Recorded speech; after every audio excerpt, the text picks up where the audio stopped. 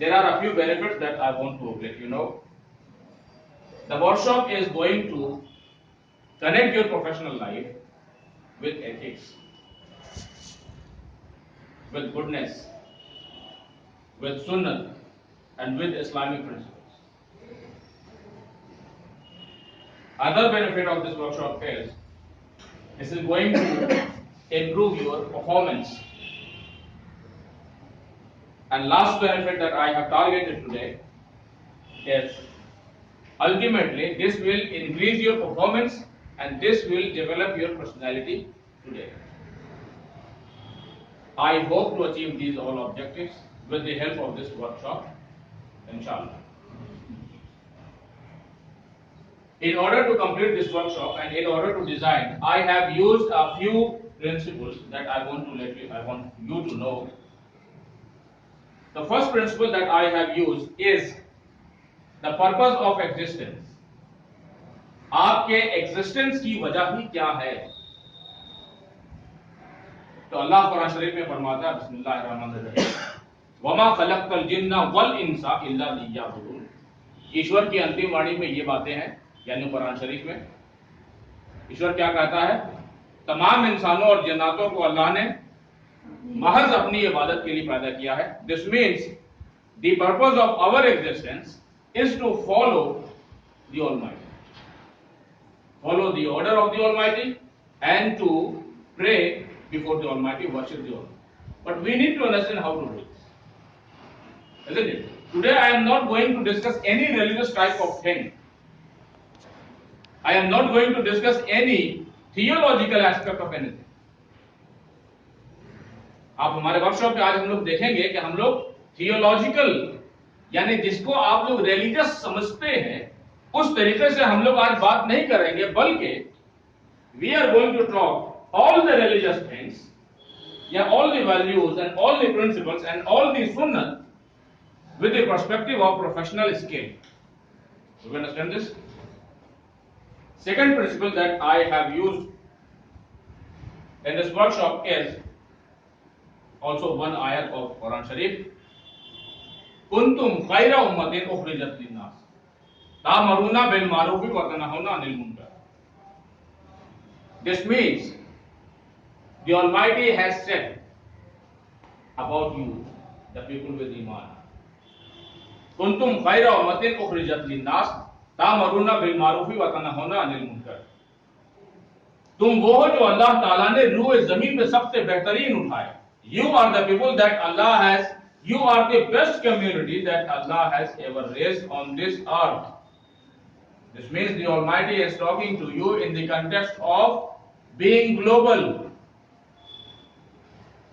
The second order in this ayat is तुम वो हो जो अच्छाई का हुक्म देते हो. This means you are the first and most responsible people and community on the whole earth to order for goodness and justice and to ensure that there is goodness and justice on the whole earth. Again, we are globally most and first responsible people.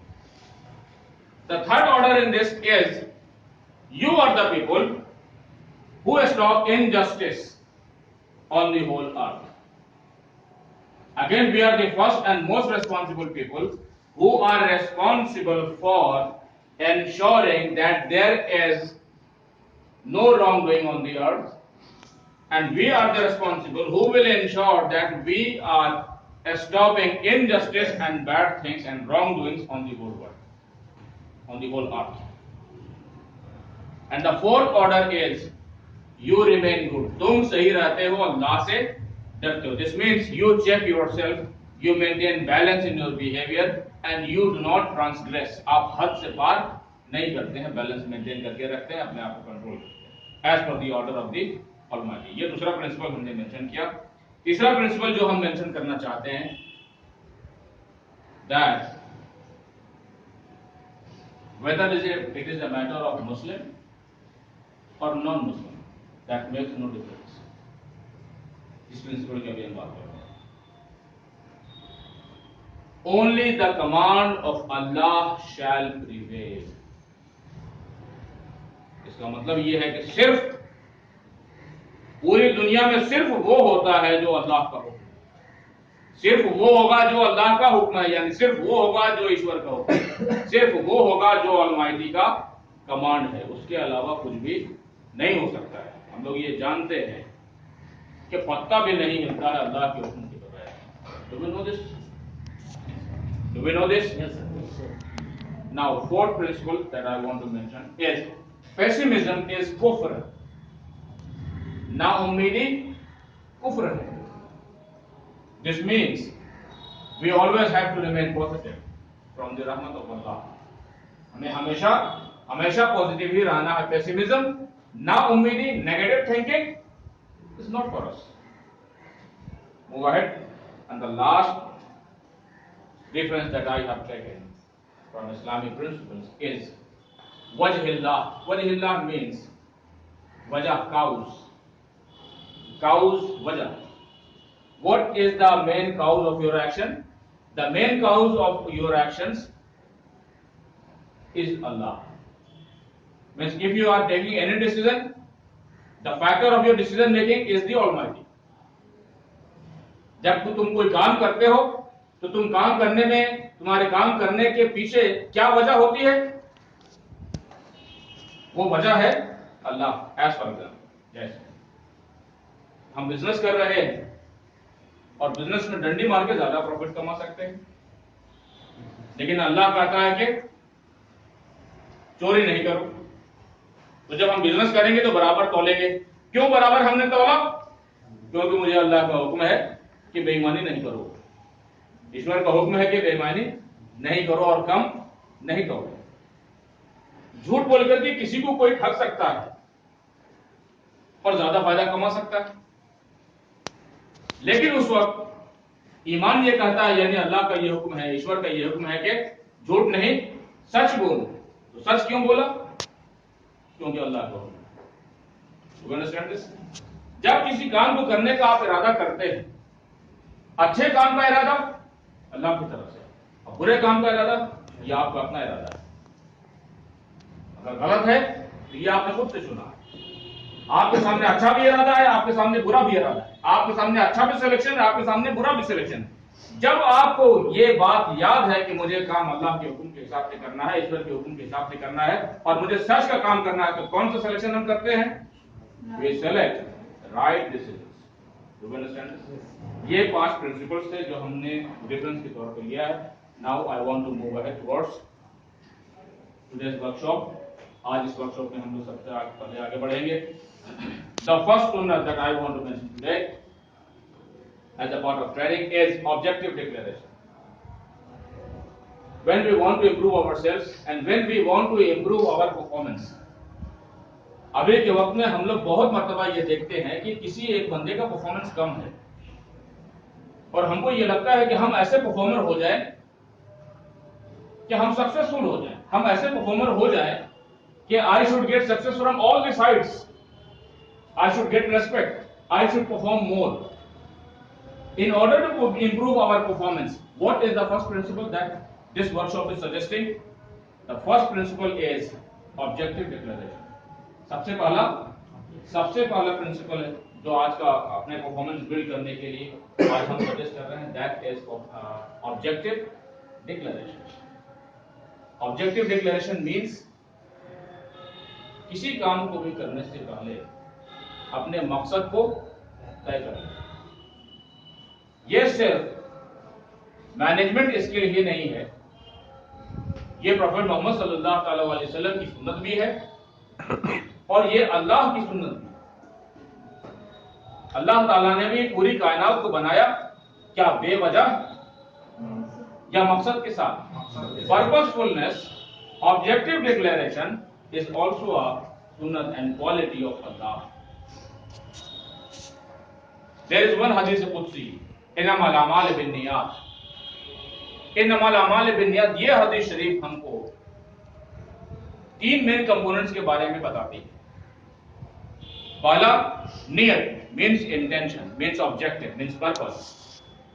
دوسرا عمل means performance, your performance process. اور تیسرا out come. This principle is suggesting, یہ principal ہمیں بتا رہا ہے کسی بھی کام کو کرنے سے پہلے اس کام کو کرنے کا ارادہ کرو. آبجیکٹو ڈکلیریشن میں ہم کچھ اور بریک اپ کر کے آپ کو بتانا چاہتے ہیں تاکہ ہمیں آج کی ماڈرن لائف میں اف یو آر اسٹوڈنٹس تو بھی ہمیں مدد ملے, اف یو آر پروفیشنلس تو بھی ہمیں مدد ملے. Do you understand this? Objective declaration میں سب سے پہلے ضروری تو یہ ہے کہ we should declare our objective.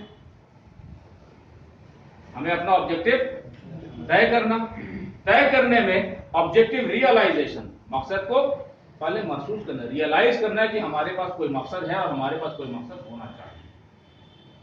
دوسرا, آبجیکٹو جب ہم نے خود ریئلائز کر لیا اپنے من میں تو پھر اپنے آبجیکٹو کو ڈکلیئر کر دینا تاکہ ہم اپنے آپ کو بھی یاد دلا سکیں کہ میرا آبجیکٹو یہ ہے, اور تاکہ ہم اپنے مقصد کے ہی وجہ سے ہم پہچانے جائیں.